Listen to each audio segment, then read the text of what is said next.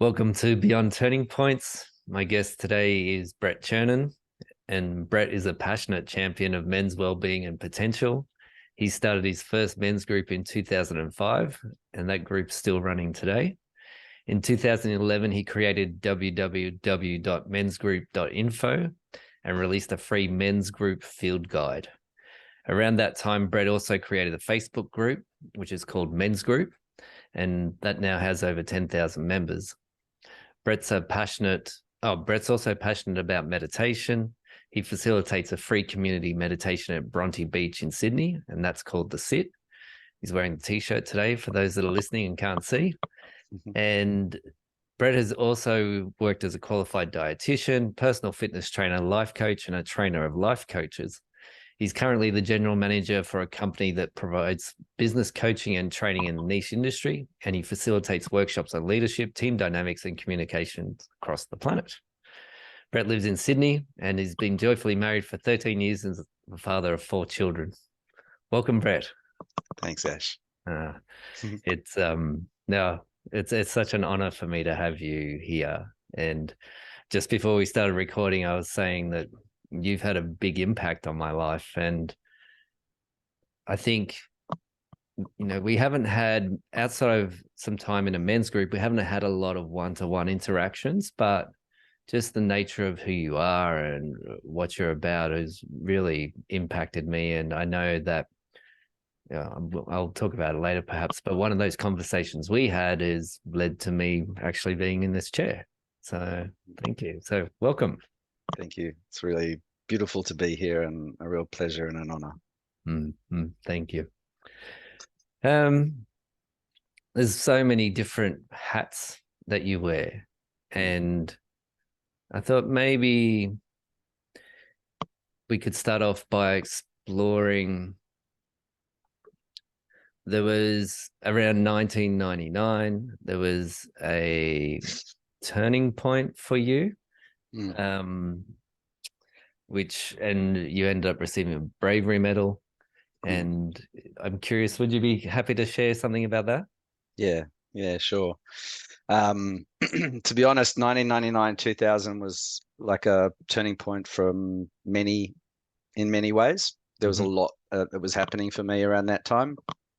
I was really exploring personal development and yoga and going to satsang and exploring this question of like, who am I? And I was so that was what are we now? 23, 24 years ago.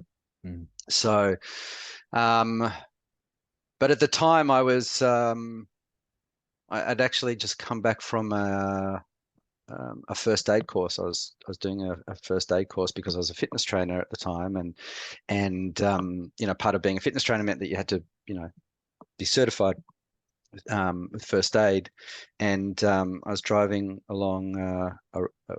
back along a suburban road, and I saw a car reversing on the other side of the road, like on the footpath. It was clearly something was not right, and the wheels were spinning, and it was up on the footpath. And then the wheels turned the other way, and the car just like shot across the road really quickly. And this was all right in front of me. And went over the footpath and hit a brick wall. And there was this massive explosion. I didn't realize at the time, but I found out later on that there was actually a gas main on the other side. I mean, cars don't generally kind of explode like that, but that was what occurred. And it was just this massive fireball. And I stopped the car and ran out. I was the first person on the scene. And I remembered, one of the first things that you do with the first aid course is that you look out for yourself. And so I was aware that I was kind of watching my own kind of safety, but there was this woman who was in the driver's seat. She was the only one in the car, and she was kind of slumped, down. And the front of the car on the outside was just on fire. And I stupidly tried to, obviously her car was, her door was locked, and I was trying to kind of crash the her window, but that's like not possible. So I ran around to the passenger side, and that side was actually open. And so I opened the car, and she was still buckled in, and like this, I don't know, it's really like it was like in the movies, like the crackling and the heat, and like the whole windscreen was just like this, like flames. And I just remember thinking to myself, like, like, please don't explode, please don't explode. And I unbuckled her, and I literally just kind of, yanked her out of the car, and within, I think, 30 seconds or something like that, after that, like, the car was completely incinerated. So yeah, it was an amazing experience for me, and it was very scary and very impactful, and turned out that she was about 65 or something like that, and an alcoholic, and a gorgeous woman who I connected with afterwards, but very troubled, and she was well over the limit. And so, yeah, I subsequently got a bravery medal for it through the Governor General. Mm-hmm. Mm-hmm. Right. Yeah. And as you were talking, I had a flashback for myself about the same time when I was driving down the highway once, and this truck overtook me, and he must have been doing about 130 plus, and he on a bend ended up losing control and slammed into this wall. And I remember I was the next car behind him, and I remember the cab buckling back towards me, and the whole trailer smashing into the wall. Wow. And I pulled over, and I was running up to the truck, and I just had this thing. I'm like, fuck, this person could be dead. And it was like, okay, how can I handle this? Did you have anything like that? Yeah, it was totally clear to me. Like, it was that the only thought that I had at the time was, you are not going to die. Like that, you are not going to die in front of me. Like, that is not going to happen. Mm-hmm. And I guess the other thought was like, please don't explode, because I don't want to die either, Yeah. So yeah, other than that, there wasn't really much else going on. It happened so quickly, but I've always kind of just, like, it was a turning point for me, because it was that moment of what I might term, like, I mean, since then people have talked about this idea of like spontaneous right action. Mm-hmm. And I guess for me it was that moment of really recognizing within myself that, despite the dangers, and despite not know what to do, and not really being connected to this person, the right thing to do was to stop the car and get this person out. And it was that turning point for me, because it was a real sense of like trusting myself that that I would do the right thing in the right moment.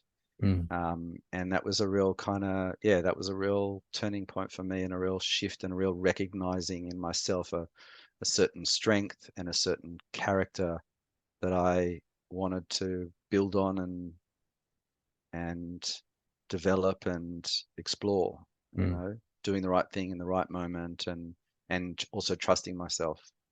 So yeah, real turning point for me. Mm-hmm. And so how did that lead you to deeper work? Well, around the same time, so yeah, I was doing these kind of weekly meetings, and it's kind of exploring sort of meditation and introspection, and I'd sort of dabbled a bit, earlier on, but that was when I'd really started to do some solid work. And then in like New Year's Eve, so 99 to 2000, my best mate and I, Mike, and I went and did our first Vipassana sort of 10-day silent retreat. And that kind of, that was immensely impactful. And just before that, I'd also started, like I discovered coaching, life coaching it was called at the time. And Mike and I were working as fitness trainers, and I had kind of like finished, or it was in the process of finishing, my master's in nutrition and combining the two. And one of the things that Mike and I always felt that we were good at in terms of being fitness trainers was that we really connected with people. And it wasn't so much the exercise or the focus on food, but all the areas of life that impact that person, and the way they eat and the way they exercise. And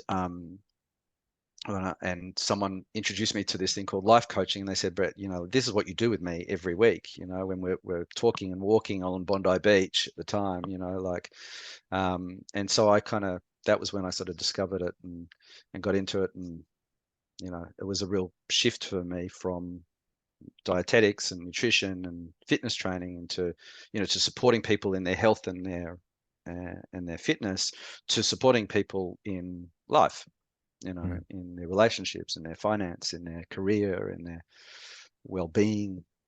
And so, yeah, that's when I sort of started the training and started doing all sorts of, other courses. And yeah, it was a real shift for me. Mm-hmm.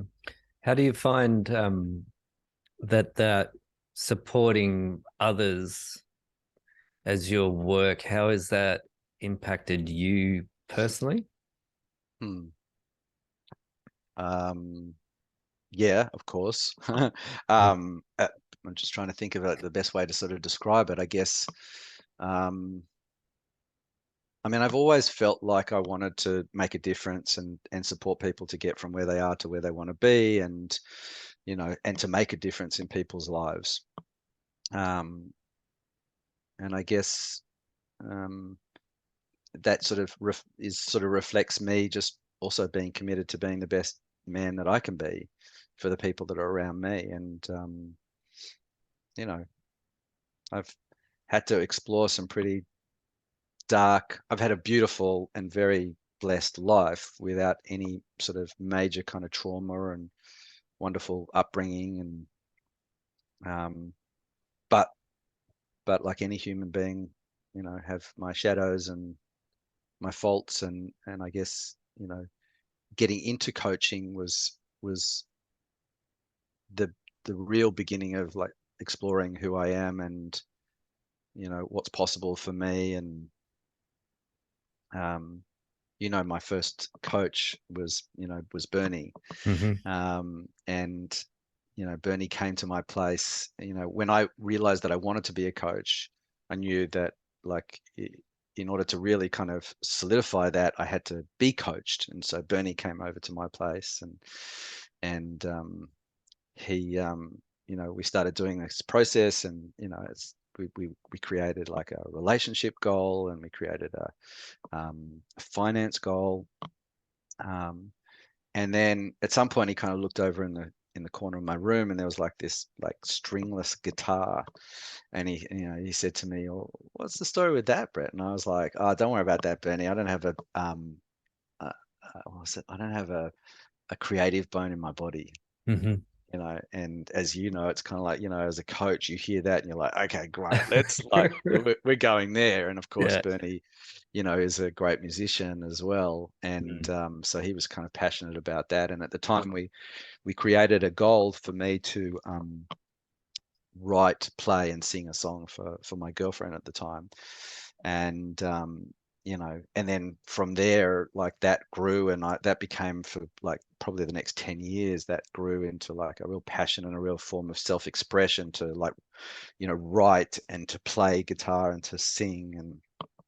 And I don't play anywhere near as good as you, but I sing well, Mm. and I love to sing. And so that became a goal. And so, I don't know if I've answered your question, but I guess in making a difference to others, I get to explore myself as well, and I get to see myself through that, and I get to, you know, keep on expanding and growing and Mm. learning and making mistakes and stuffing things up and, you know, re-editing and retrying things out, you know. So it's yeah. Mm. Yeah, it's I know for me it's just been the greatest gift. And so for listeners, to put in context, so Bernie's full name's Bernie Wheatley, and he was my first coach as well. And that came about from having a conversation with Brett one day and saying, I want to explore coaching and who's somebody that could help me. And you directed me to Bernie. So when you're talking about Bernie and, you know, him seeing the guitar there and going, oh, what's going on with that, Brett? I'm like, I could hear Bernie's voice. Yeah. Um, Such a and beautiful man. yeah. And I had a smile too when we started the call today. You were right on the button Mm, of 10:30. mm, And that was something Bernie taught me too, was the integrity of being on time. And he described it as that we're time lords, mm, and that he would say, let's play a game. And actually, I remember it started about, I would sort of, you know, always be about 1 minute or 2 minutes late. And there must have been just some sort of little glitch in my brain about being perfectly on time, that there was mm, something going on.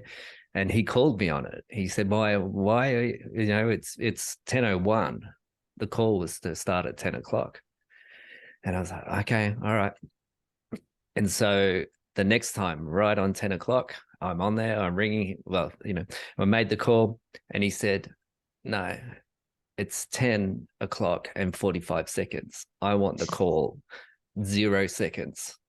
And so that became the game of being mm. on time, and that integrity. And that's been this amazing gift that just keeps coming and coming and coming. Did you have any of that experience like that with Bernie about punctuality?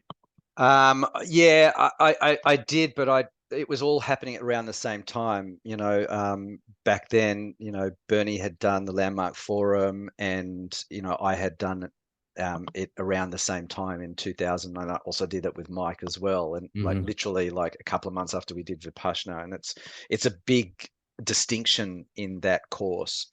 Mm-hmm. And so I was really exploring it because I really it didn't live as a distinction in my life. And I didn't really understand that it wasn't this kind of anal thing of just being on time. It was about honoring my word and honoring myself as my word. And if I say that I'm going to be there at 10:30, that then I honor my word as I honor myself and I honor you. And we said that and we agreed to that. And so you know, that's been a very strong distinction for me for 23 years or so, you know, like, yeah, but interestingly, the one that got me was we used to do this checklist, and on the checklist was like, I make my bed every morning. And Mm-hmm. I was like, that was the one that was like, I had I had such resistance around, you know. I was like, fuck that, you know, I'm gonna make my bed. I'm just gonna sleep in it later, you know, like that's just stupid. Like, you know, and he was like, well, what if you try it? Like, what if you did it just for the sake of doing it and seeing, you know, what it's, you know, like what comes up. And, you know, it's funny because like I looked at my kids' beds this morning and they both had, well, two out of the four. I didn't see the eldest, but like they had made their beds, and you know that's something that I'm like, you know, like something that I just do very naturally every day when I get up. You know, like there's a sort of a sense of order and um, kind of, I don't know, like cleanliness is not the right word, but like it's just it just really feels right to kind of like do that now. But sometimes you kind of just got to throw yourself in and do something without knowing why you're doing it or what will come out of it, and just, you know, and just see. So yeah, it was making the bed was my like little bugbear. Uh-huh. You know, I Yeah. resisted it for a while, you know. Mm. Yeah. I think probably, you know, over the last 10 years, I've become very, you know, it's a daily practice or ritual to make the bed. Hmm. And I know if, for example, you know, normally I do it as soon as I get up, but if, for example, I walk into the bedroom and the bed's not made, there's something that I'm like, All right. I've left something undone. I have to make the bed. And Yeah. mm, mm. Vipassana. Yeah. I think I haven't done a Vipassana, and I know many people who have. I know one of my key blocks around doing a Vipassana is the pain, like, and to be honest, I pretty much live with sort of chronic constant pain, right? And I always think about, and I often hear this from other people, like about the managing the pain of sitting like that. Do you have any perspectives or insights or experiences with that? Yeah, except my pain was like, more, emotional and mental. And I guess, it wasn't about sitting for an hour. It was more about um, like managing what came up in that silence and in that space. You know, Mm, I remember very distinctly kind of, you can in Lura or Blackheath, I think it is, you can kind of mhm, like walk around, the grounds. And I remember walking around the grounds and like being in such anguish. And I think I'd just broken up with, my first like real kind of girlfriend. And I was like heartbroken and, angry and, jealous. And I was all this emotion was coming up. And I was like, and I stopped at some point, like along the walk, and I was like, what actually has happened in reality? Like right now, what has happened that you're feeling angry and, you know, upset and sad and you're feeling all of these emotions? I was like, nothing, absolutely nothing has occurred, but lots of thought has created that. I had this thought that led to this thought that led to that thought, and all of a sudden I'm down this hole, and and I'm in darkness. mm, Um, and so for me, it was just a really wonderful insight into the value of being still and allowing stuff to come up, but also having a practice that would allow me to recognize the thoughts and the feelings and the judgments, and then come back to the breath and then come back to the sensation. And so in Vipassana, you very much you use the breath and the body and those sensations that come up. And for some people it's very strong physical sensations, and for some people it's very strong emotional kind of mm, impacts. But it's about recognizing it and giving it a little bit of space, but not too much space, and then coming back. And so it was very impactful for me. It was I did 4 in the end, I think, over the last in the next kind of like 10-year kind of span. Um and then it just felt like not necessary anymore. Like it was too much, yeah. like too much and not necessary. And but it Mm, was a really great, I love doing it, and I'm very like grateful that I did it. And it really kind of kick-started um, at least an understanding, mm, an intellectual understanding, and a real experience of the benefits of meditation. The problem was that Vipassana has this their suggestion, or his suggestion, is to do like an hour in the morning and an hour at night. And I remember coming out of that first one and going, well, if that's the key to happiness, then like that's what you got to do. But mm, it wasn't sustainable.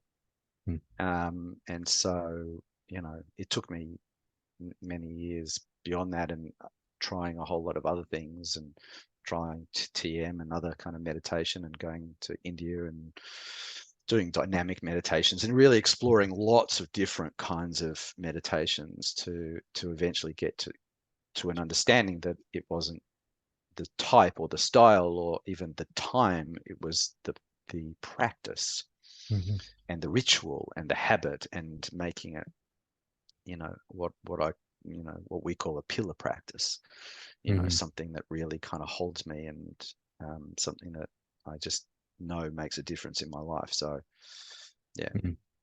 I've heard you talk about pillars before. Do you want to Mm. just describe what you mean by pillars, in having Mm. pillars in our life? Yeah, so, like a pillar of a building, it holds the building in place, it's supportive, it's a foundation. And if it's a practice, it's something that you do on a regular basis. And so the pillar practices in my life are those practices that I do on a regular basis, either on a daily basis or a weekly basis or a monthly basis, or maybe even a yearly basis, but, that really support me to keep developing myself and growing, and support me to be the best man that I can be for myself, the best husband for my wife, the best father for my kid, the best brother, the best son that I can be. Mm. The best work colleague. Like there's so many places where I have this opportunity to make a difference, or not, and to be the best version of myself. So um, and I've seen some pretty kind of like ugly versions of myself over the years. So I know I have that capacity for you know um, for both. So I'm just clear that there are practices that really support me, and I think everybody has the opportunity to find out what practices support them and nurture them and bring out the best in them. Mm. So um, I'm really clear that I've got a bunch of practices that work really well for me. And I know that if one of them falls out, that, something like I just don't show up in the best way that I possibly can in life, Mm. and what's great about them as practices is that when I'm not showing up in the way that I want, then I've always got that, like, okay, well, which are your practices, which of the pillars are kind of like out of place or are not, or need to be kind of pulled up a little bit. Some of them Mhm. just need to kind of like get a bit more energy, and you need to kind of pump them up a bit. So And yeah, so they're the that pillar practices. thing that requires, so for the pillars, right? They're not necessarily things that come naturally. Are they things you require a bit of discipline, foresight, planning? How Well, how does that? yeah, I guess so. So if I think of like, mine now, like, so exercise and movement is a pillar practice, Mhm. and, yesterday I was at martial arts. This morning I was at a like, hit session. Um, Tuesday I was at Pilates. So I try to balance it out. But the truth is, I don't actually, I love how I feel after exercise, but I'm not like a natural exerciser. Actually have to push myself to Mhm. exercise. Um, Daily meditation, 20 minutes in the morning, 20 minutes in the afternoon or the night. Um, I do enjoy it, but like life is full, so it's kind of, there's a lot to kind of manage in a full-time job, and all the different kind of community things that I do, and being a dad and being a husband, and um, it'd be very easy, and it's a very common kind of obstacle for people is I don't have the time, Mhm. and so making the time is a challenge for me. Mhm. Um, having a cold shower, in the every morning. Like there are some mornings where it's like really like it's tough. Although I actually really do love the cold, but like, Mm. moving that kind of that dial from hot to cold, or jumping into a cold shower, straight cold shower is like, Mm. but it's that whole thing of, eat the frog kind of, like start Mm. with, if you start your day with stuff that you like is a bit of a challenge, and, then it's almost like it kind of it's a head start for the rest of the day. So um, I mean, I'm in a men's group every Monday night. I'm in two at the moment, one that's face to face and one that's online, and they're kind of on alternate weeks. Mhm. And doing that every week, I'm very clear, for the last, I don't know, 25 years or whatever it is, or almost 2000. What did I say? 2005 was the first when I started that one. So Yes. Yeah. yeah, so 18 years. Yeah. Um, so yeah, that's been, like that's a really, really powerful pillar practice for me. and I love it, and I love the men that I do it with, and but I don't always look forward to it. Like, often it's not what I feel like doing. And I guess that's the point of maybe even your question, is that there are things in life that we might not feel like doing, but we know support us in our life. And so it's that kind of pushing myself to kind of do it. Most times, if I did what I felt like on a Monday night, Mm. I'd sit on the couch and, you know, watch Netflix with my wife and, hang out with the kids and put them to bed. And, like, that's what I feel like doing on a Monday night. But Yeah. like, I know that, on a Saturday morning, I'd really like, I feel like I'd love to just like sleep in, but like I have a commitment to be there every Saturday morning at 6:15, so that when people arrive for the Bronte sit, at 6:25, I'm there. Um, and there's something immensely, immensely powerful about, and I guess it's again about integrity, but like saying that these are the things that I'm going to do, that they support me, and then actually doing them, Mm. you know.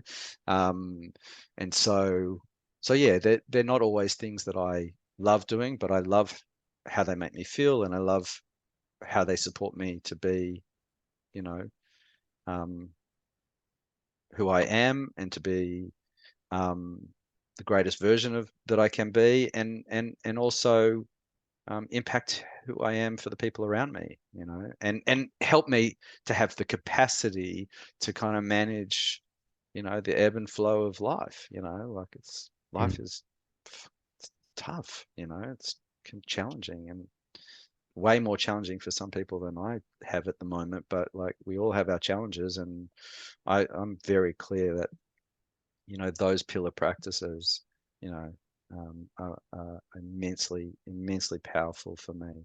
You know, Swimming in the ocean every week, meditating twice a day, exercising, doing some form of exercise and movement every day, sitting twice a day, you know, talking and sharing, in the men's group once a week. They're the pillar practices that really make a difference to me.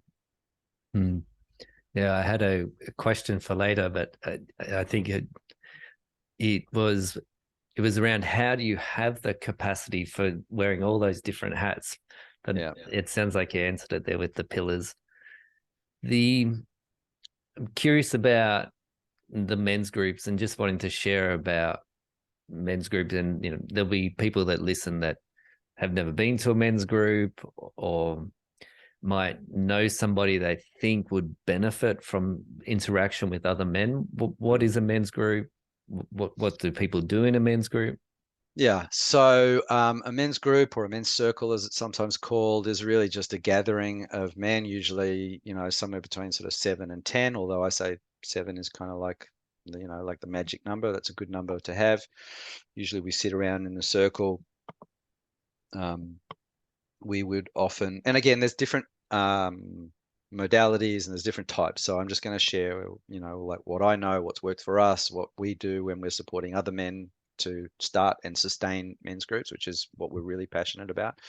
Um, but it's not the only way, and it's not the only format. So I want to be really clear about that, because there are other formats that, I know are out there and work, very well. But our format is, we meditate for some, either 10 or 20 minutes, and then we do a brief check-in. So, just checking in with each man, like, how am I feeling? How's my meditation practice? Like, where am I out of 10 overall? And what are some key emotions that I'm kind of present to at the moment? So it's a very brief kind of check-in, which is very, very powerful and valuable.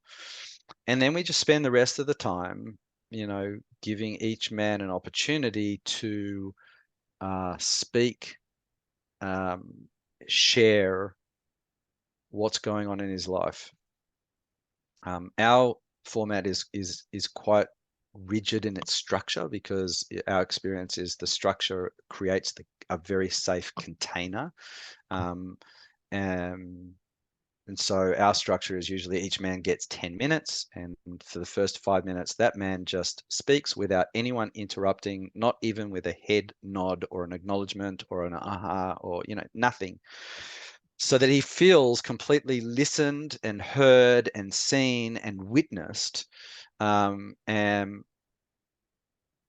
and has that experience of just speaking and sharing whatever is present to him, whatever he's dealing with. And it doesn't have to be the shitty thing that's going on in his life, but often it is, but it's like a particular challenge or a particular issue. But sometimes it can just be sharing a triumph, you know. If I've learned anything about, and I've learned a lot about men and the way we work and what we need in life and what makes a difference to us. And one of the things that's really interesting in the Facebook group there, you know, over 10,000 men all across the world. And, you know, many men out there are very, very lonely, you know, and that's not to say that they like don't have a family or, you know, but there's, you know, they're missing that kind of kinship and that brotherhood and that essentially friendship, you know. Mm. And it's very common with, you know, married men who are, um, you know, have kids and have kind of dedicated their life, you know, this idea of like being the protector and being the provider and putting all their energy into, you know, work and making sure that everyone's okay, but at the same time not like, you know, often losing the friendships, you know, their other friendships and other relationships start to kind of like dissipate, and then they sort of look around and it's like, well, you know, Mm. where are my mates, you know. And so you know, for me, that opportunity, this kind of format of a men's circle or a men's group allows men to actually develop very strong, intimate, real, you know, friendships, you know. And for me, I'd say like that was the one of the turning points for me in my life was in, you know, 1990, you know, like going overseas on my gap year and meeting Mike. You know, we were both in Israel at the time and just kind of hanging out and having fun. But like he was the first like man that I met where there was like this friendship that was like that was real, Mm. you know, where we could actually really just like we used to go and sit and, you know, with our diaries, our journals, and talk and write and think and share. And that was like, wow, this is the kind of friendship that I want with other men in my life. Mm. Because I really, I didn't have it when I was younger. I had a lot of female friends, and but I lacked that like male kind of friendship and openness and authenticity. And once I got a taste of that, you know, with Mike, it was almost like okay, you know, I want more of that. And so for me, men's circles really give that, men's groups really give that opportunity to connect on a more meaningful, deeper, richer level. Mm. And that's not to say there's not lightness and frivolity, and we do need that as well. We need that like kind of lightness and fun and laughter, and you know, but we also need, you know, intimacy and connectedness. And so men's groups for me are there's lots of ways to get that, by the way. Men's groups aren't the only way, but for me they're Mm. a really, really powerful vehicle for men to experience that. And I think, you know, we also need training in that. I won't speak for all men, but I'm very clear that I needed it, you know, this training in being able to be aware of how I was feeling, and to be able to share openly with other men, and to be able to share openly like really what was going on for me. That's a training, Mm. you know. And for me, men's groups really give men that kind of training, you know. But there's also the training of like listening to others. And then in our format, once the man's kind of finished his 5 minutes, and you know, then there's this opportunity to give and receive, you know, what I call reflection. And reflection can come in many forms, but it's really getting some like whether it's feedback or acknowledgement or a challenge from the other men, but like this is like learning from other people, not necessarily wiser or more experienced than me, but just outside of me, to be able to kind of like observe what's going on, listen to me, hear me, witness me, and then go, well, you know, have you thought about this? Or, this is what it sounds like to me, or have you thought about doing this? Or, like, that's that idea of like, life is hard, and it's really like hard to do it on your own. Mm. So, and if you don't have, and I do have good friendships outside of men's groups and men's circles, but there's something about being in that space that gives me this opportunity to share and then receive, from the men and hear their feedback and really kind of take it on. And there's a real training in being able to listen to another man and to give, like, like giving effective feedback, succinct, strong, powerful, impactful feedback, or even just acknowledgement is also a skill. Mm. And I think it's a really valuable one to develop. And you can, men can do that in this space as well. And that, I think, for me, that's why it's a pillar practice, because, it's not just about what happens in those 2 hours with those men. It's what occurs as a result of those conversations outside of that, that makes a difference, which is no different, by the way, to meditation. For me, it's not the benefit of meditation that 20 minutes in the morning and 20 minutes in the afternoon. It's like I'm filling my pockets so that when I go out into life and I'm, with others, and I'm challenged by the day-to-day, tasks at hand and people and all the stuff of life, that I have a greater capacity to manage it, and manage myself and manage others. So yeah, I mean, I love men's circles and men's groups, but I also love what they do for me outside of that space as well. Mm. Yeah. Yeah. And from personal experience, being in a men's group with you for a while, you're very skilled at giving that feedback. You're very skilled at insight and nurturing men and holding them and really giving them a sense that they've been heard, but also, have you explored this, or are you open to this, or things like that. So that was something that's really stuck with me from spending time with you in a men's Thank group. you. And that for me is like something that I've like, I don't think I'll ever, like, that's not something to perfect. That's just something to keep on developing, because I'm also like, I'm a terrible bully, like I can be really harsh and angry, and, like, that bully in me is like not a part of me that I love. Mm. And so, it's been practice over the years to kind of like try to find that balance, like finding that balance between, being so direct and so, like, so almost harsh that I, even if what I said was the truth, it wouldn't land in the right way, versus just shutting up and not saying anything, and it's been a really, men's circles have been an amazing opportunity to, to do that. And like, trust me, like I've fucked it up, over the years many times, where I've just been like way too harsh and way too direct and, like obnoxious and arrogant and like, but I, when I'm on and I'm centered and I'm grounded and I'm coming from, love, and when I really just coming from that good place, like, yeah, you're right. It's like, it's magic. It's like, it's so powerful, and then you can feel it as well. Like it gets received in such a beautiful way, but, you know, that's kind of like, that's the real essence of coaching, right? Like being able to be direct but at the same time do it with love and support, Yeah. Yeah. interesting balance.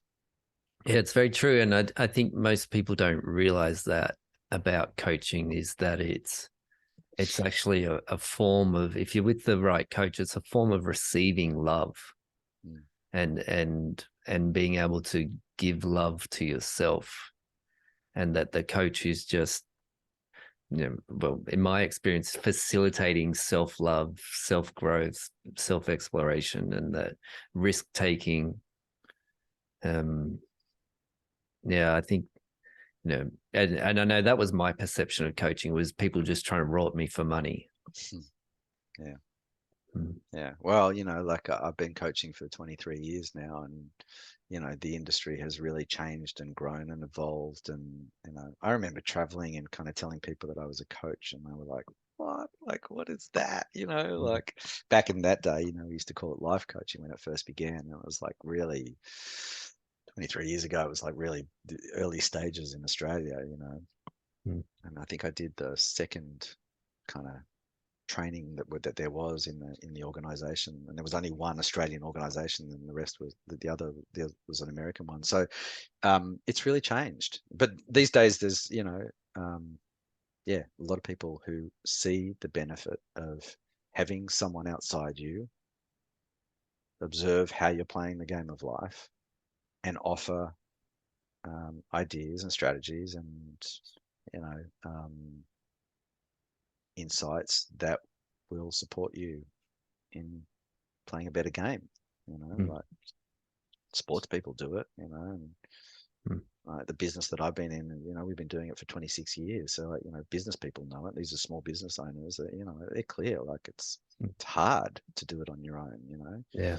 Um, but I think the industry has kind of moved, and certainly in the industry that I'm in, the way that I work, and certainly the way that we are in our men's groups, in the way that we work, I think that there is an opportunity sometimes. When we first started, it was like, I'm not going to tell you what to do.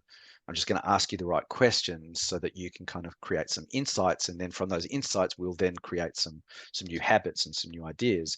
And I Mm. think that there's also scope these days to actually, people um, I think sometimes a bit fearful of, telling someone else what they think is the right kind of course of action, Mm. and in many coaching circles and certainly in many men's groups, like the idea of like giving advice is like, you don't go there.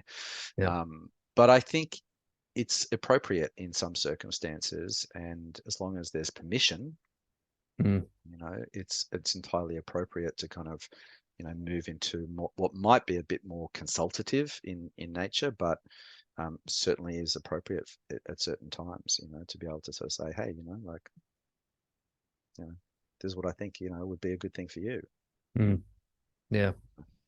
Yeah. I often find if someone says something like that to me, especially if it's in a confrontational way, I generally go through a process where, talking about the shadow, right? My shadow is, oh, I fucked up, I didn't get it right, not good enough.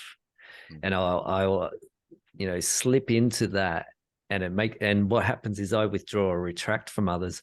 But there'll be some sort of process that I go through, and I come out the other side, and have these days many strategies for navigating things. But I generally find I have two outcomes. One is you were right, and I should have been more sensitive. I should have done something this way. Or the other is actually, no, I'm really solid in what I did or how I did it. And so I think either way, they're both beneficial outcomes if someone challenges me on something. Yeah. Mm, Yeah. mm, mm, mm. So the just I know, I'm conscious of time. The Facebook men's group Mm. is called Men's Group, Yeah. right? Go figure. And so men only. Yeah. Mm, yeah. Yeah. How logistically, so 10,000 men in a group, right? That's a lot of personalities, and it's an active group. Yeah. Yeah. So yeah, I mean, it is a very active group, and it's really shifted and evolved. When I first started it 12 years ago, as you said, that was around the same time that I had actually created with Mike. Actually, we created the men's group field guide, which was like, well, here's a pillar practice that we think is amazing and doesn't cost anything, and like makes a massive difference to who we are in the world. And so we created the men's group field guide so that we could actually share the structure and the process that we didn't create. Like we learnt it, and I learnt it from, a course that I had done with this guy called Trevor Gray in 2004, I think it was. And that was my first experience of a men's group. It was called Trusting the Masculine. And it was a Hmm. very intense, 8-week course. But that was my first experience of it. And that was when my mate, after that, my mate, Dave sort of said, like, why don't you start a group? I want to see you more and I want to connect with you. And, like that's how it sort of started from there. And so we created the field guide to be able to take some of the mystique and the myth, um, that mystique out of what a men's group is, so that it wasn't like this secret thing. It was really clear. And we just created this guide and to be this free thing that we wanted to give to people. And I was like, well, how do I get people to know that this is out there? And that's when we created the website, mensgroup.info. But then that's why I created the Facebook group, was just an opportunity to then, give it out to people. But I also had this thought that I actually wanted it to be a little bit like a men's group. Like what if men could join this and could share themselves and also get reflection from other men, from all over the world. But for a couple of years, it was like a bit like 12 years ago, it was a bit all over the place, and it was just me, and really wasn't sure like how it was kind of going to pan out. But over the years, and certainly over the last sort of 5 years or so, it really started to grow, and it was really clear to me that there was an opportunity to really give people and the men in the group an opportunity to connect and to share authentically and openly. But in order to do that, I needed to create a strong structure that would hold a safe container for men, so that they felt like safe to share. And so it was a work in progress for me, because doing it on social media, like doing it on like that on Facebook, is really challenging. It's very different doing it from like 8 to 10 men in a small group. So I learned over the years how to, like, what works, and what how to bring from some of the essence and the core of what I experienced in a more intimate men's group. How could I kind of multiply that and expand that, in this group? And so I created very clear rules that Hmm. I would not like move from, and I stuck to them. And if anyone kind of didn't adhere to it, they'd hear from me, or they'd be kicked out. I had that power to kind of like, be able to do that, because there's so many variables that you don't know when things are, on social media, and in a Facebook group, you don't know where they are. You don't know if they're on drugs, or if they're on, alcohol or whatever. I mean, all the things that we would know if it was a face-to-face men's group. Mm. Um, so yeah, I just created some really strong kind of rules or guidelines, I guess I call them. And over the years, probably about 3 years ago, when COVID hit, and it really, like, that's when like the numbers really started to kind of go up, and I was like, it was like a night, like a daily, nightly, like I was just consumed by it, because I wanted to make sure that the posts that were going up were the right kind of posts, and that the feedback from the men was the right kind of feedback. I was like, I can't do this on my own. And so that's when I sort of realized that um, I needed more men who understood what I was trying to create and would support the rules and the guidelines. And so, you know, I'd been interacting with all sorts of men from all over the world, and some of them I knew and some of them I didn't, but I knew them through that men's group, and I trusted them. And, I pulled together, I think, 7 or 8 men, and they're now the moderators. And, Mm. and I just like trust that it's like, that they're really strong men who just sort of adhere to those rules. And yeah, I love that group. It's really, but I want it. It's not a men's group, really. It's called men's group, but it's really Hmm. not, because even though men get an opportunity to just share, and they get amazing like reflection from men and stuff, it's kind of fleeting in that sense, like it happens and then it's done. You don't get that opportunity that you get in a regular men's circle to develop that ongoing understanding of, oh, this is who Ash is, and oh, okay, this is how he works, and oh, I remember that experience that he had, and now I build on that, and I'm kind of really getting this picture of who Ash is, Mm. so that when he hits this next kind of, roadblock or whatever, I've got that in my toolkit to kind of understand how to support you, to Mm. move through it in that circle. But we can't do that with 10,000 men from all over the world. And Yeah.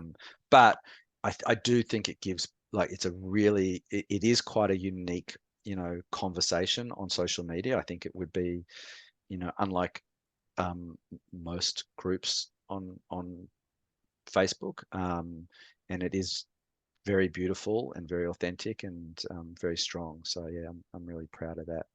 Mm. Um, Yeah. yeah, And it's a very good container that you've created, mm, and very protective. So for example, one of the guidelines is no coaching, no approaching men outside of the group unless you've said that in the group you've asked permission for them publicly in the group to contact them outside the group. yeah. Some men just can't like get their head around that one, but it's Mm. really important that if a man kind of shares a challenge, that and we got a lot of coaches and a lot of people looking for clients there, that which is fine, but it's like don't DM them and start sort of soliciting to them. Mm. Like, if you want to do work with them, professionally, that's fine, but permission like is gold. So in the thread, say, hey Ash, I think I can make a difference to you. I'm a coach. Do you want to have a chat? And then when you say to me, yeah, sure, Brett, feel free to DM me, that's fine. Then, go Mm. for it. But, if you don't do that, and you get reported, then you're out. Yeah. No, I have zero tolerance for that. So Yeah. yeah, so they're the kinds of, there's some unique rules in there that I think make, keep the container strong. But Mm. Mm. yeah, I love that. And I'm very grateful to the moderators that keep supporting it, and Mm. and the men who are involved in it. Yeah, I'll put a link in the show notes so people can, if there's men out there that want to explore the group, they can click on that and explore the group. Yeah, please do. Um, I'll also put a link to the men's group field guide. Sure. Yeah. Yep. Okay. Yep. Now I'm curious, would you call yourself a meditation teacher? Because Definitely not. right, Okay. I had this question, right? So every Yeah. Saturday, Brett hosts the sit at Mm, Bronte, which is um, 20 to 30 minutes sit on the beach meditation. I've been going there, and it's wonderful. You mm, close your eyes to meditate and open them up, and the sun's rising or risen, or the colors have changed. It's very beautiful. mm. Um, you often, before every sit, we stand in a circle on the beach, and you share aspects of meditation Yeah. with people, but Yeah. you don't call yourself a meditation teacher. No, like I have no certification around that. I only have my personal experience. Mm. And that's all I want to share. Like, I'm very clear that this, meditation is an amazing resource that is available for everyone, and um, I just love sharing that. And I think that the Bronte sit um, gives people, locals in the area, like an opportunity to experience it. People who've never meditated before or experienced meditators, just this opportunity to, get into the practice. So I can share my own experience as a regular meditator. Um, but I'm not a teacher. I'm more if I was a teacher of anything, it would be how to put practices in place in our life. Mm. You know, and it's not really a teaching, but I can certainly guide people around having those practices in their life. So um, I'm very happy to support people around that practice, and I do have a lot of insight, and I've done a lot of different meditations in my life, and so I can definitely support people around that. Um, but I wouldn't necessarily call myself a meditation teacher. I'm like, what I'm most passionate about, that in terms of that. I mean, we also run courses for men and women, but like around developing a meditation practice combined with getting into a a men's or even a women's circle, um, but the Bronte sit is about community, and it's about like community people coming together and just being still and practicing mindfulness and self-awareness and, you know, um, deepening their connection with themselves and with other people. So for me, it's just like such a wonderful, community gift, Mm. um, to share. If I think like the field guide and the Facebook group and you know um, the courses that we kind of sometimes run, like they're all opportunities to help men to have an opportunity to explore, a men's group or a men's circle. And so the sit is an opportunity for people to explore, meditation. And to be honest, like, I for me the combination is just like, to do the two is amazing, to do a men's Mm. group and for men in particular, um, and so yeah, I love the set and I love the people who come, and it wouldn't exist if people didn't come. So Mm. it's really simple and it's really beautiful, and I think it really makes a difference. So yeah, I Yeah. Yeah. love being able to provide that space. I think that's what I do really well is um, create a good space, whether it's in an intimate men's group or a 10,000, men, Facebook group, or, a group of meditators on a Saturday morning at the beach, like I can hold the space well. Mm. Um, and I can only do that because of the support and the guidance and the learning and the people that have been in my life over the years. And, yeah, I'm very grateful to be able to do that. Mm. Yeah. I think, when you're talking about the car accident and spontaneous right action, Mm. I think you really do epitomize that in your life, living from spontaneous right action. And I get the sense that the sit is part of that spontaneous right action. It's like, Yeah, this feels right to share this with the community. yeah, Uh, definitely. Definitely. Thank you.